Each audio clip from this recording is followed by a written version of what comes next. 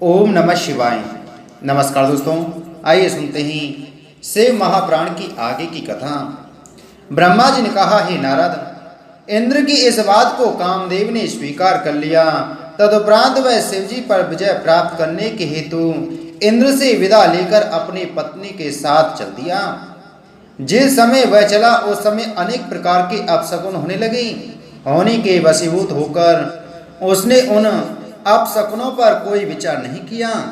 उसने वसंत आदि अपनी संपूर्ण सेना को एकत्रित किया और अत्यंत अहंकार में भरकर शिवजी पर विजय प्राप्त करने के लिए हिमाचल पर्वत की ओर प्रस्थान किया।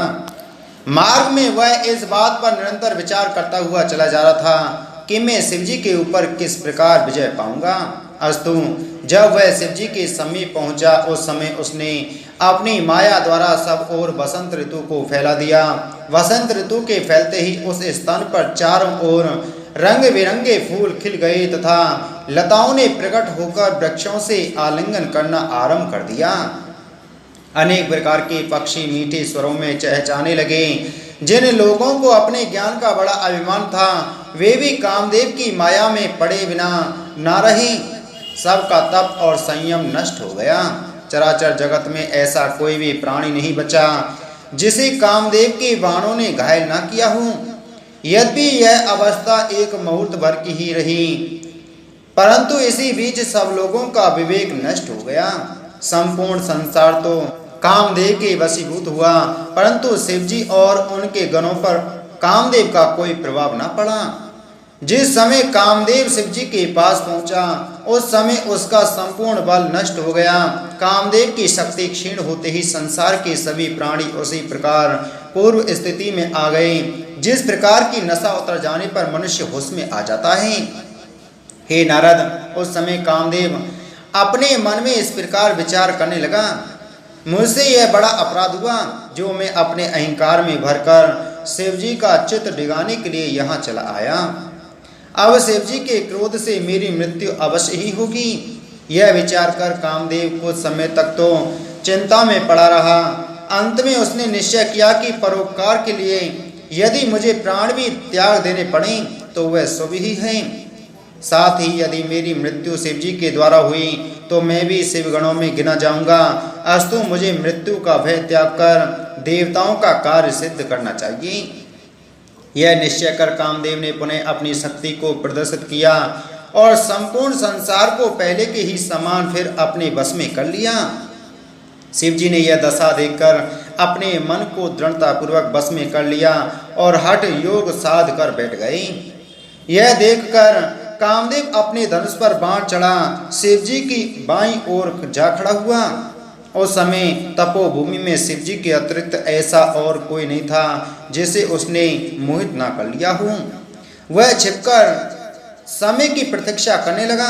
अस्तु, जिस समय शिवजी अपना ध्यान छोड़कर आसन पर बैठे और गिरजा पूजन की सामग्री लेकर उनके पास आईं, उसी समय कामदेव ने उचित अवसर जानकर अपने बाण को कानों तक खींचकर शिवजी के हृदय पर छोड़ दिया। उसके लगते ही शिवजी के मन में प्रीति का अंकुर उत्पन्न हो गया। उस समय शिवजी भी कामदेव के वशीभूत हो मुस्कुराते हुए गिरजा के सुंदर अंगों की प्रशंसा करने लगे और यह इच्छा प्रकट करने लगे कि गिरजा का हाथ पकड़कर अपने पास खींच लिया जाए।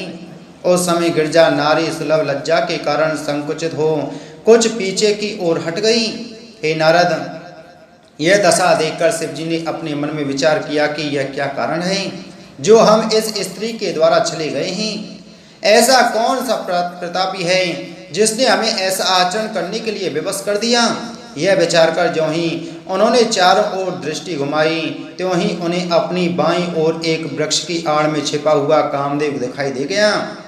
उस समय शिवजी के भयानक रूप को देखकर तीनों लोग कांपने लगे और यह प्रतीत होने लगा मानो अब प्रलय होने ही वाला है। अस्तु, शिवजी ने कामदेव पर क्रोधित हो जैसे ही अपने तीसरे नेत्र को खोला वैसे ही कामदेव जलकर भस्म हो गया। उस समय तीनों लोकों में हाहाकार मच गया। सभी देवता अत्यंत भयभीत, परम दुखी तथा दीन हो गए और अन्य व्यक्तियों को अत्यंत प्रसन्नता हुई। इतनी कथा सुनकर नारद जी ने ब्रह्मा जी से कहा, हे पिता, यह चरित्र सुनकर मुझे अत्यंत आश्चर्य होता है। शिवजी परब्रह्म, निष्पाप, माया रहित योगी, तीनों लोकों के स्वामी तथा देवताओं के पूज्य हैं। उनका नाम कामजित तथा मृत्युजित प्रसिद्ध है। उनकी कृपा प्राप्त करके उनके भक्त कामदेव को अपने बस में किए रहते हैं। ऐसे भगवान सदाशिव को कामदेव ने अपना लक्ष्य क्यों बनाया और सुगमता पूर्वक उनके ऊपर विजय कैसे प्राप्त कर ली? यह सुनकर ब्रह्मा जी ने उत्तर दिया, हे नारद, मैं तुम्हें यह वृतांत सुना चुका हूँ कि पहले मैंने संध्या नामक एक कन्या को उत्पन्न किया था। तदुपरांत मैंने मनमत अर्थात कामदेव को जन्म दिया। फिर मैंने कामदेव को यह वरदान भी दिया कि तुम तीनों लोगों के स्वामी बनकर सब लोगों को अपने बस में रखोगे। यहाँ तक कि मैं विष्णु तथा शिव भी तुम्हारे वशीभूत हो जाएंगे। मुझसे यह वरदान पाकर उसने सर्वप्रथम मेरे ही ऊपर अपना बाण छोड़ा और मुझसे कुकर्म कराना चाहा। तब मैंने उसे यह शाप दिया था कि तुम शिव जी के तीसरे नेत्र की ज्वाला में पड़कर भस्म हो जाओगी। इसी शाप के कारण कामदेव ने पहले तो शिव जी को अपने बस में कर लिया, तदुपरांत वह शिव जी के तीसरे नेत्र की ज्वाला में पड़कर भस्म हो गया। जिस समय शिव जी ने कामदेव को भस्म कर दिया, उस समय कुछ लोगों को दुख हुआ और कुछ लोग सुखी हुए। गिरजा को भी अत्यंत आश्चर्य हुआ। उस समय उनके शरीर से बहुत पसीना छूटा और वे अपने सौंदर्य का अहंकार त्याग कर मूर्छित हो गईं। उनका कमल के समान मुख प्रभातकालीन चंद्रमा के समान तेजहीन हो गया। जब सखियों ने उनकी इस अवस्था को देखा तो वे गिरजा का हाथ पकड़कर उनका उपचार करने लगीं। तदुपरांत चेतना प्राप्त होने पर गिरजा अत्यंत लज्जित हो अपने घर लौट आईं। हे नारद, इस घटना के उपरांत शिव जी भी हिमाचल पर्वत को छोड़कर अपने कैलाश पर्वत पर चले गए। शिव जी के चले जाने पर गिरजा की यह दशा हुई कि वे हर समय शिव जी के चरित्रों का ध्यान करती हुई उन्हीं के स्मरण में संलग्न हो गईं। कामदेव की स्त्री रति ने जब अपने पति की मृत्यु को देखा तो वह बहुत प्रकार से विलाप कर उठी। वह अपने पति के चरित्रों का वर्णन करती हुई हाय हाय शब्द का उच्चारण करती थीं और अपने शरीर की शुद्ध बुद्धि को भुला बैठी थीं।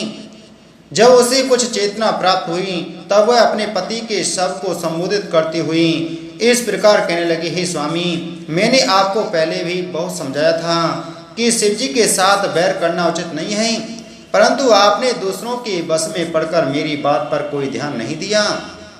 हे नाथ, आपने मुझसे कुछ भी नहीं कहा और मुझे त्याग कर अकेले ही शिवपुरी को चले गए। अब मैं अनाथ बनकर रह रही हूँ। आपने जैसा किया उसका फल अच्छी तरह पा लिया। यह नियम है कि संसार में कोई किसी को दुख देकर स्वयं सुखी नहीं रहा है, उसे कहीं भी आनंद नहीं मिलता है। हे पति, आप तो शिवगणों में सम्मिलित हो गई, परंतु अब मेरा कोई नहीं रहा। इस प्रकार की बातें कहते हुए रति ने बहुत विलाप किया। ब्रह्मा जी ने कहा, हे नारद, मैं विष्णु तथा अन्य सभी देवता रति को साथ लेकर शिव जी की शरण में गए और उन्हें प्रणाम करके इस प्रकार स्तुति करने लगे, हे प्रभु, हम सब लोग शोक रूपी समुद्र में डूब रहे हैं, अतः आप हमारा उद्धार करने की कृपा करें। हमारी प्रार्थना को सुनकर शिव जी ने प्रकट होकर दर्शन दिया। उस समय वे परमहंसों के समान स्वरूप धारण किए हुए थे। उनके उस सुंदर रूप को देखकर हम सबको अत्यंत प्रसन्नता हुई। तब हमने अलग अलग खड़े होकर शिव जी की प्रार्थना की। शिव जी ने प्रसन्न होकर हम सबको संबोधित करते हुए कहा, हे देवताओं, तुम सबने जो हमारी स्तुति की है उससे हम अत्यंत प्रसन्न हुए हैं। जो मनुष्य इस स्तुति को पढ़ेगा उस पर हम सदैव कृपा किया करेंगे। अब तुम जो चाहो वह हमसे मांग लो। हे प्रभु, आप हमारे मन की इच्छा को भली भांति जानते हैं, हम स्वयं आपसे क्या कहें। हे नारद, यह सुनकर शिव जी ने हंसते हुए कहा, हे देवताओं, हमने ब्रह्मा के शाप को सत्य करने के लिए ही कामदेव को भस्म किया है। अब हम तुम्हें यह वरदान देते हैं कि आज से कामदेव शरीर रहित होकर अतनु के नाम से संसार में प्रसिद्ध होगा और उसकी उत्पत्ति मन के द्वारा हुआ करेगी। उचित समय आने पर हम रति को उसका स्वरूप भी दिखा देंगे। तब वह हमारे पास इसी कैलाश पर्वत पर निवास किया करेगा। जब द्वापर युग में विष्णु का अवतार कृष्ण के रूप में होगा तब कामदेव कृष्ण के पुत्र के रूप में जन्म लेगा। उस समय वह रति को पुनः प्राप्त कर लेगा। अब रति को उचित है कि वह उस समय के आने तक इंद्र के यहाँ जाकर रहे और अपने मन में किसी प्रकार का दुख न माने। वह बिना कोई परिश्रम किए अपने पति को पुनः प्राप्त कर लेगी। जब रुक्मिणी के गर्भ से पुत्र के रूप में कामदेव की उत्पत्ति होगी, उस समय इंद्र उसे उठा ले जाएंगे और समुद्र में डाल देंगे। वहां समुद्र में एक मछली को एक केवट अपने जाल में फंसा लेगा और उसे संबर नामक एक असुर की भेंट कर देगा। जिस समय मछली का पेट फाड़ा जाएगा, उस समय कामदेव, जिसका नाम उस समय प्रद्युम्न प्रसिद्ध होगा, प्रकट होकर रति के पास गुप्त रूप में रहेगा। तदुपरांत वह बालक उस असुर को मारकर यहाँ चला आएगा। इतना कहकर शिव जी सबके देखते देखते अंतर्ध्यान हो गई। फिर देवताओं ने भी रति को इंद्र के साथ कर दिया और अपने अपने स्थान को चले गई। हे नारद, कामदेव का चरित्र तुमसे कहा, अब तुम गिरजा का वृत्तांत सुनो। ब्रह्मा जी ने कहा, हे नारद, जिस समय गिरजा ने कामदेव को जलते हुए देखा, उस समय वे भयभीत हो वहां से भागकर अपने घर जा पहुंची। इस दशा को देखकर माता पिता शीघ्र ही गिरजा के समीप आ पहुंचे। उस समय हिमाचल के संपूर्ण नगर में भी खलबली मच गई। जब गिरजा को कुछ चेतना प्राप्त हुई, तब उनकी माता ने इस प्रकार पूछा, हे पुत्री, तुझे इस प्रकार किसने भयभीत किया है, जो तू लंबी लंबी सांसें ले रही है? तब गिरजा ने जो कुछ दृश्य देखा था, वह सब विस्तार पूर्वक कह सुनाया। उसे सुनकर माता पिता ने गिरजा को बहुत सांत्वना दी। हे नारद, कुछ समय बाद तुम गिरजा के समीप पहुँचे। तब गिरजा ने अत्यंत लज्जित होकर तुमसे यह कहा कि आप मुझे ऐसा उपाय बतावें जिससे मुझे शिवजी की प्राप्ति हो। यह सुनकर तुमने उत्तर दिया, हे गिरजी, शिवजी केवल तपस्या के वशीभूत रहते हैं। यदि तुम उन्हें अपने पति रूप में प्राप्त करना चाहते हो, तो वन में जाकर कठिन तपस्या करो। शिवजी तपस्या के वशीभूत होकर सब लोगों का पालन करते हैं और उसी के बल पर सबका संहार भी करते हैं। तपस्या के बल पर ही शेषनाग पृथ्वी को अपने मस्तक पर धारण किए रहता है और तपस्या के द्वारा ही देवता संपूर्ण वस्तुओं को प्राप्त करते हैं। यह सुनकर गिरजा ने उत्तर दिया, हे मुनिराज, आपका कथन सत्य है, परंतु गुरु के बिना किसी को सच्चे ज्ञान की प्राप्ति नहीं होती। आप मुझे अपनी शिष्या बनाकर तपस्या की विधि बताइए। ब्रह्मा, विष्णु तथा शिवजी गुरु के बिना शक्तिहीन हो जाते हैं। आप मेरे गुरु बनना स्वीकार करें। हे नारद, यह सुनकर तुमने शिवजी का ध्यान किया और गिरजा को अपनी शिष्या बनाकर पंचाक्षर मंत्र का उपदेश दिया। तदुपरांत तुम वहां से लौटकर मेरे पास आए और गिरजा तुम्हारे उपदेश को पाकर अपने मन में तपस्या करने की दृढ़ इच्छा को ले सखियों सहित अपने पिता हिमाचल के समीप जा पहुंची। उस समय सखियों ने पर्वतराज हिमाचल को संबोधित करते हुए यह कहा, हे राजन, गिरजा अपने मन की अभिलाषा को कहते हुए ले जाती है। अस्तु उनकी ओर से हम आपसे यह प्रार्थना करती हैं कि आप गिरजा को तपस्या करने के निमित्त वन में जाने की आज्ञा दें, जिससे वे शिवजी को प्राप्त करने के लिए तप करें। सखियों की यह बात सुनकर हिमाचल अत्यंत प्रसन्न हुए और उन्होंने इस प्रार्थना को स्वीकार करते हुए गिरजा को तपस्या के निमित्त वन में जाने की आज्ञा दे दी। तदुपरांत गिरजा अपनी सखियों को साथ लेकर अपनी माता के पास पहुंची और उनसे भी यही प्रार्थना की। मैना ने जब इस समाचार को सुना तो उन्हें अत्यंत चिंता हुई। उन्होंने अत्यंत उदास होकर गिरजा से कहा, हे पुत्री, तुम घर में ही रहकर तपस्या करो। माता पिता के घर को किसी तीर्थ अथवा देवालय से कम नहीं समझना चाहिए। तुम्हें इस प्रकार कष्ट सहन करना उचित नहीं है। तुम यही तपस्या करो। हे नारद, मैना की बात सुनकर गिरजा ने उत्तर दिया, हे माता, शिवजी केवल तपस्या के ही वश में हैं। अस्तु बिना तपस्या किए कोई फल प्राप्त नहीं हो सकता। संसार में जिसने जो वस्तु पाई है वह सब तपस्या का ही फल है। तपस्या करने से अत्यंत सुख प्राप्त होता है। अस्तु तुम मुझे तपस्या करने से मत रोको।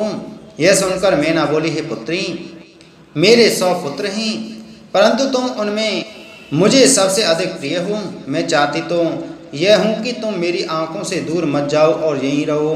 तुम जो चाहोगी मैं वही करूँगी, जो मांगोगी वही दूंगी।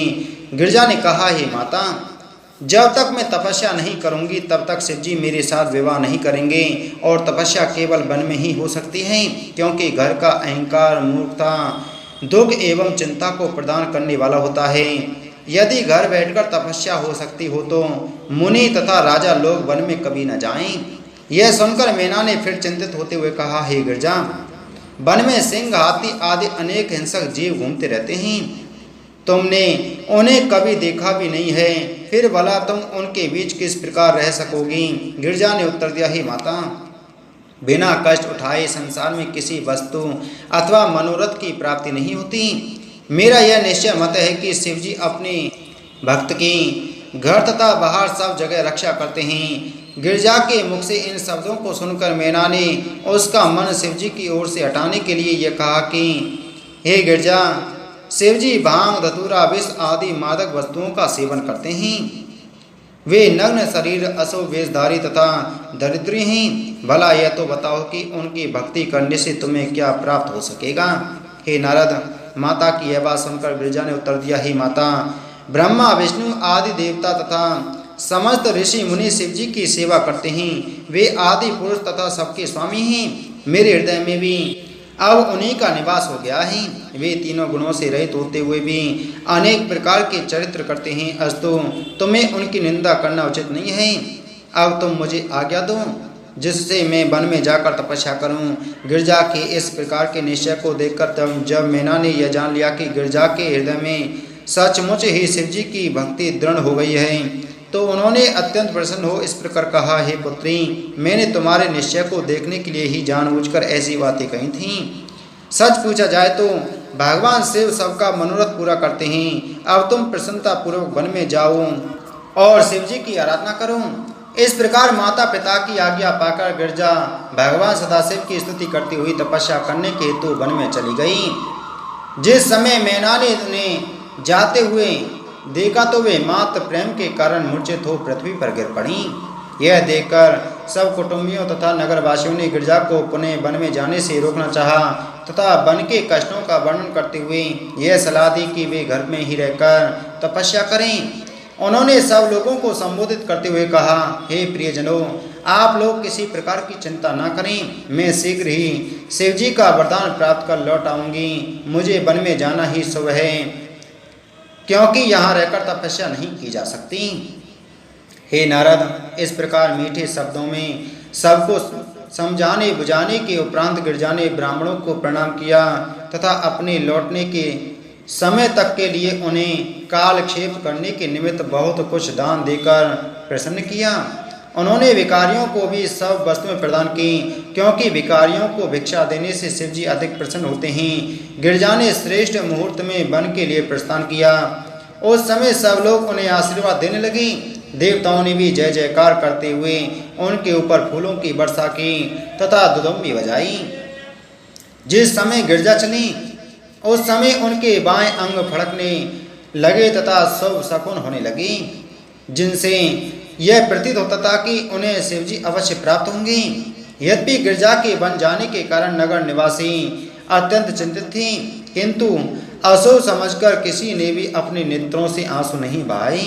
हिमाचल के नगर का संपूर्ण वैभव मानो लोप सा हो गया और ऐसा प्रतीत होने लगा मानो वह नगर कालरात्रि के समान भयानक हो। नगर निवासी भी साक्षात यमराज जैसे दिखाई पड़ने लगे। वे आपस में ही एक दूसरे को देखकर भयभीत हो जाते थे। नगर के सभी घर शमशान के समान प्रतीत होने लगे और मित्र यमदूत के समान दिखाई पड़ने लगे। नदी और नालों में पानी नहीं रहा, सब प्राणियों का तेज नष्ट हो गया। सब लोग गिरजा के वियोग दुख से दुखी होकर उनकी बाल लीलाओं का स्मरण कर अपना समय ज्यों त्यों कर काटने लगे। हे नारद, तुम इस बात को भली भांति जान लो कि शक्ति के बिना संसार में कोई आनंद नहीं है। शक्ति के प्रकट होने पर ही संसार में आनंद प्रकट होता है। वे शक्ति ही अपने चरित्रों द्वारा सब लोगों के दुखों को दूर किया करती हैं। जिस प्रकार जीव के बिना इंद्रियां, चंद्रमा के बिना रात्रि और जल के बिना मछली प्रसन्न नहीं रहती, उसी प्रकार गिरजा के बिना हिमाचल का नगर भी सूना हो गया। यह दशा देखकर वेदज्ञ मुनि हिमाचल के नगर में पहुँचे। उन्हें देखकर सब लोगों ने उनकी बहुत प्रकार से सेवा की। मुनि ने उन्हें संबोधित करते हुए पूछा, हे हिमाचल, तुम किस शोक में व्याकुल हो? मुनि की बात सुनकर हिमाचल पहले तो दुख की अधिकता के कारण कुछ नहीं बता सके, तदुपरांत धैर्य धरकर बोले, हे प्रभु, मेरी पुत्री शिवजी को प्राप्त करने के निमित्त वन में तपस्या करने के लिए गई है। मैं उसी के वियोग दुख से दुखी हूँ। मैना ने भी यह कहा, हे मुनिराज, मेरी पुत्री को कभी उष्ण वायु भी नहीं लगी थी, परंतु अब वह वन में जाकर न जाने कैसे कैसे दुख उठा रही होगी। जब वह यहाँ घर में सोती थी उस समय उसकी सखियाँ स्तुति किया करती थीं, परंतु अब मुझे यह संदेह हो रहा है कि वन में उसे कोई सिंह आदि न खा ले। मेरा जीवन तो उसके जाते ही कठिन हो गया है। हे नारद, हिमाचल तथा मेनाक के मुख से यह शब्द सुनकर मुनि ने भगवान सदाशिव की माया का बारंबार धन्यवाद देते हुए कहा, हे भगवान सदाशिव, आपकी माया का पार कोई नहीं पा सकता। आप जब जो चाहते हैं वही कर दिखाते हैं। मन ही मन इतना कहकर वे हिमाचल तथा मेनाक को संबोधित करते हुए बोली, हे पर्वतराज, तुम अपने मन में कुछ चिंता मत करो। तुम्हारी पुत्री आदिशक्ति है, तुम उसकी महिमा को नहीं जानते हो, इसलिए इतने दुखी हो रहे हो। वह अपनी तपस्या के द्वारा तुम सबको आनंद प्रदान करेगी। उसके कारण संसार में तुम्हारा भी बहुत यश फैलेगा। अस्तु, तुम्हें उचित है कि तुम उसके लिए कोई चिंता मत करो और अपने हृदय में शिव जी का ध्यान धरते रहो। इतना कहकर मुनि ने मन ही मन गिरजा को प्रणाम किया। तदुपरांत वे हिमाचल से विदा लेकर चल दिए। उनके वचन सुनकर हिमाचल मेना तथा सब नगर निवासी भी अत्यंत प्रसन्न हुए। सभी ने चिंता त्याग दिया और मन ही मन शिव जी का ध्यान धरने लगे। बोलो शिव शंकर भगवान की जय।